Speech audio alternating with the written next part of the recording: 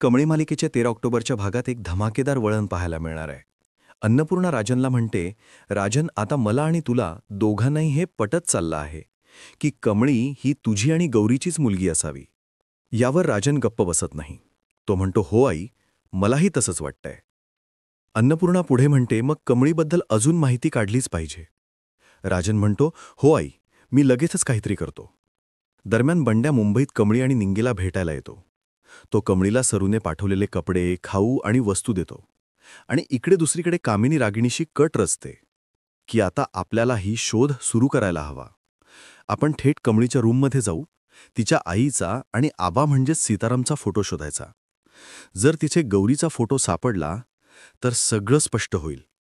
कामिनी पुढे म्हणते, आणि जर हे खरं ठरलं, म्हणजेच कमळी ही गौरी आणि राजनची मुलगी निघाली, तर अन्नपूर्णा महाजनला तिच्या मोठ्या नात्याला मुकावं लागेल आणि मी हा डाम वाया जाऊ देणार नाही.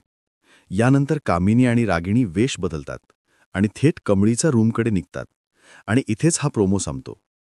आता सगळ्यांचं एकच प्रश्न, रागिणी आणि कामिनीला कमळीचा खरा भूतकाळ समजणार का? हे जाणून घेण्यासाठी पाहायला विसरू नका कमळीचा पुढील भाग. तोपर्यंत नमस्कार.